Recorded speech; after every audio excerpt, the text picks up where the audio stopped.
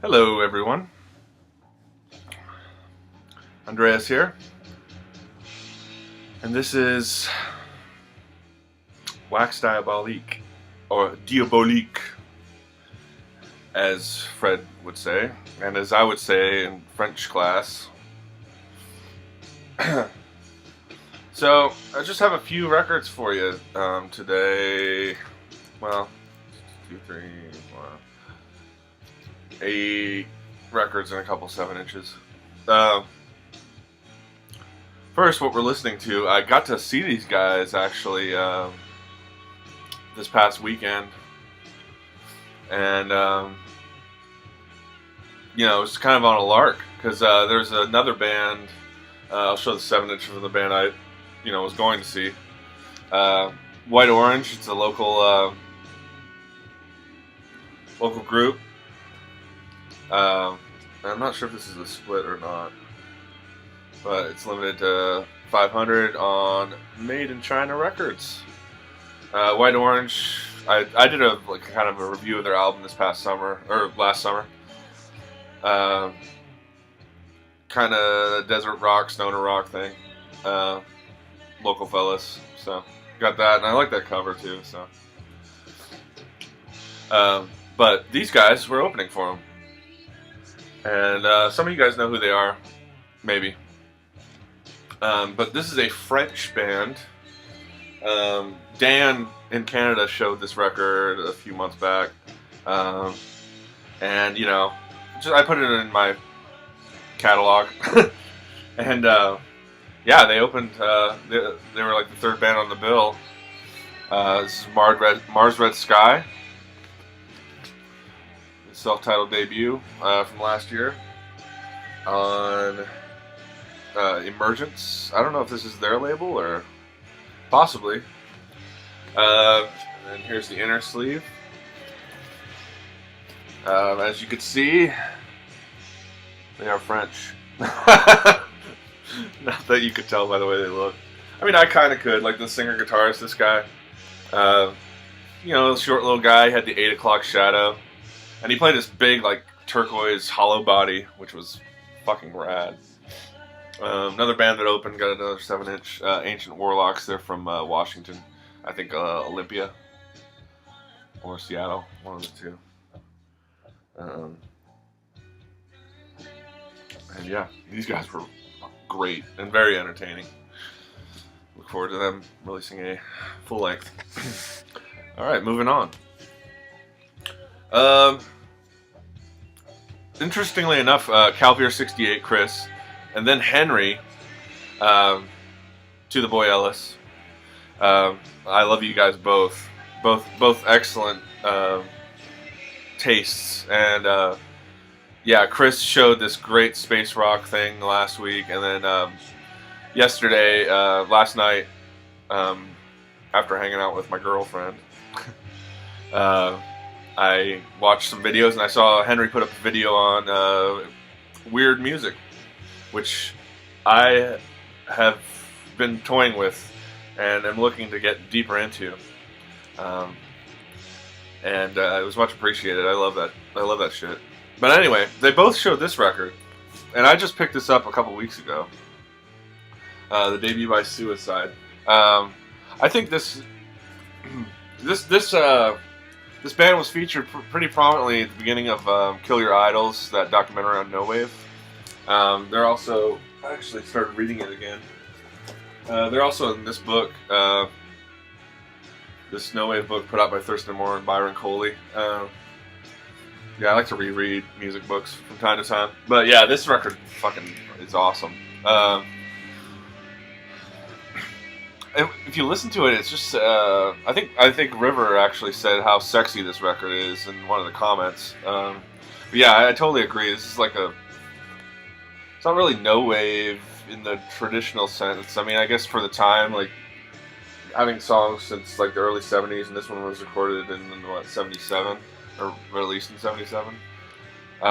Really sexy, sparse, and I don't know, the lyrical content, especially Frankie Teardrop and Rocket USA, Yeah, I love this record, and I'd like to get some more Suicide if I can. Um, if they have anything.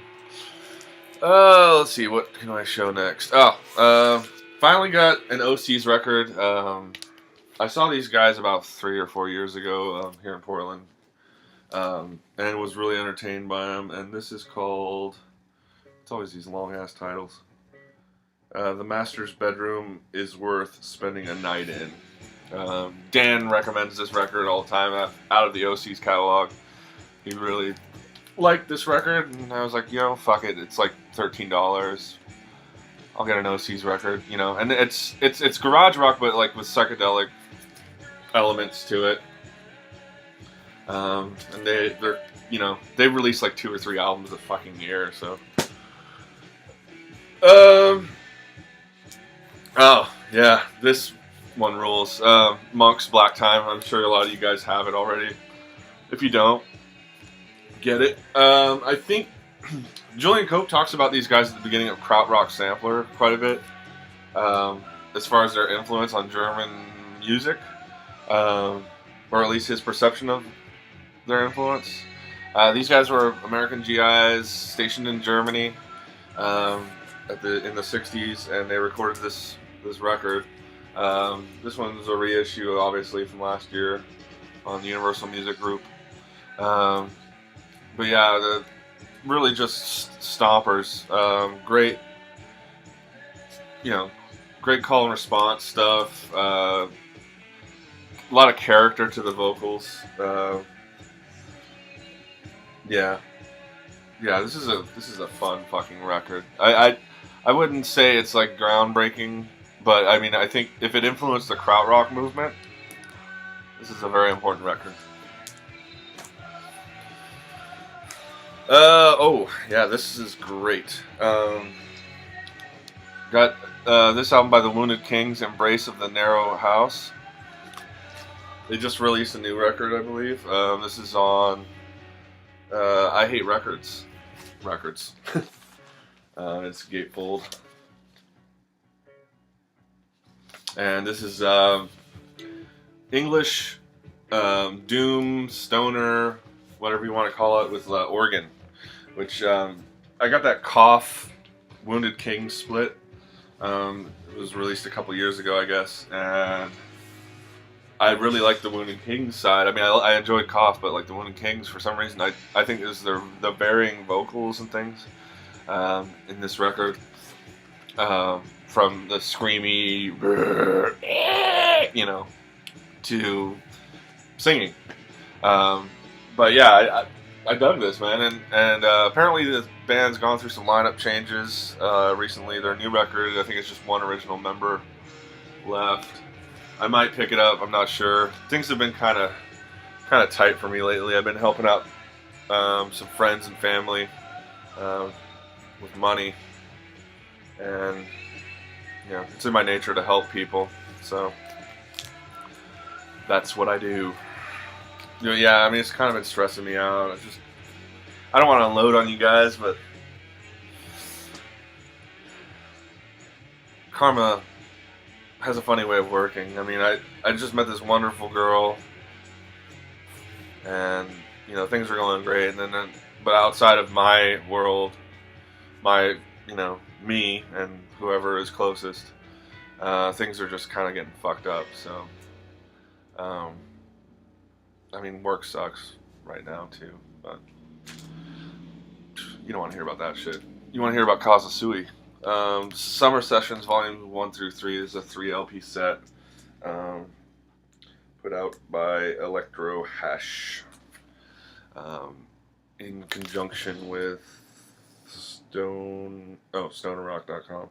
Oh, okay, so yeah, because I got this through All That Is Heavy. If you guys don't know about that website, check it out. You don't see Kazasui around here for some reason in Portland. Otherwise, I would have bought it locally. Same with the Wounded Kings. I bought that on the same order. This is fantastic. Space, prog, free jam, even jazzy in bits. All instrumental. for the most part. And long ass songs like 24 minutes, 14 minutes, 23 minutes, 15 minutes. There's some like 3 minute, 8 minute songs on here too, but like this was a monster album to get through, and I plan on listening to this quite a bit. It's just really good. I mean, from what I understand, they just go into the studio and just like let their freak flags fly, you know what I mean? And they also have like the Pewter sessions, and I believe they're getting some new material together. But Pewter sessions just got reissued. It used to be like 2 LPs, and now it's like a double album together, which I'll probably pick up too, because I was really super impressed by this. And Chris Calvier68 and first Andreas. Sonic Mainliner showed Kazusui months and months ago, and again put it in the catalog, and finally picked it up. Well worth it.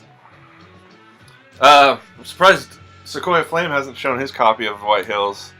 I know Chris Goodwin showed his, and he the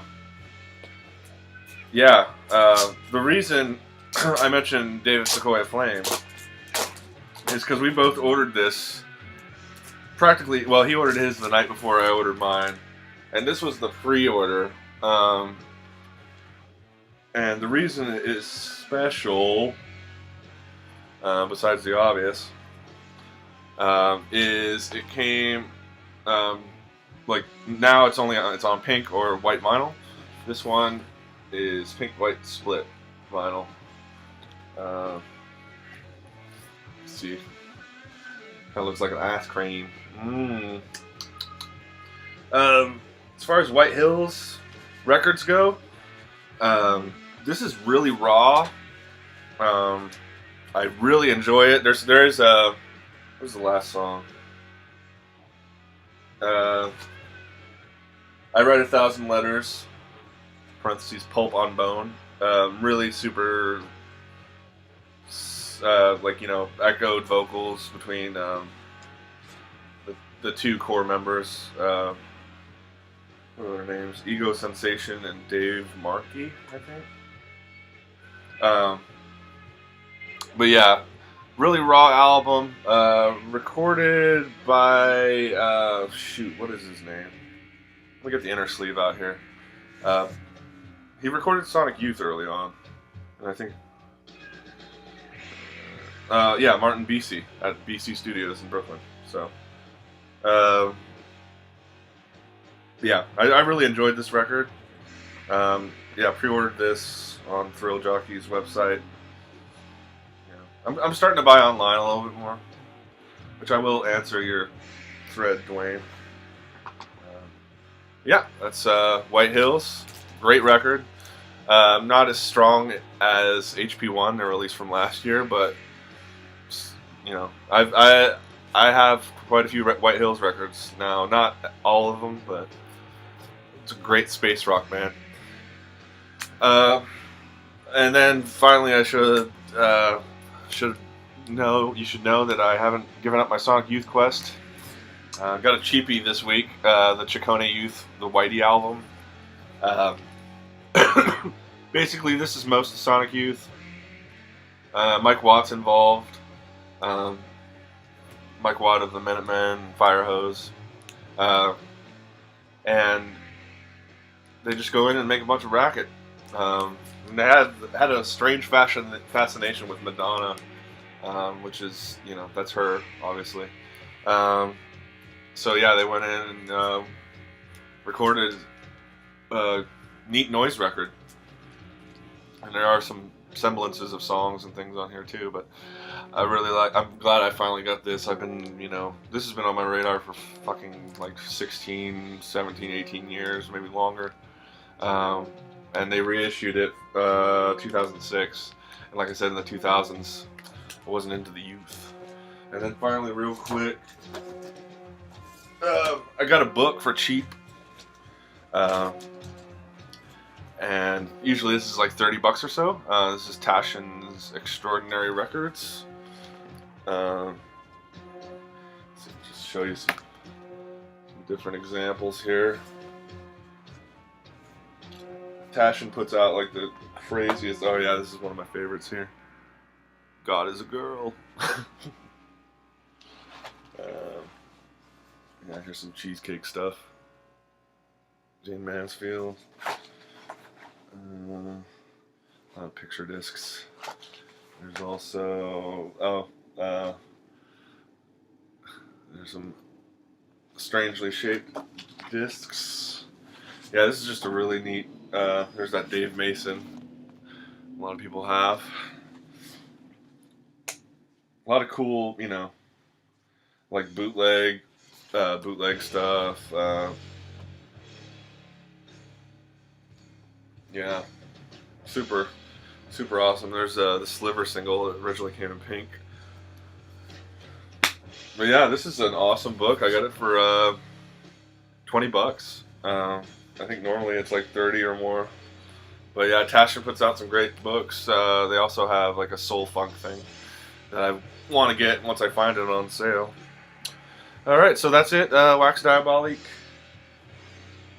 number 24. And Rocking Out to Mars Red Sky. This record is fantastic.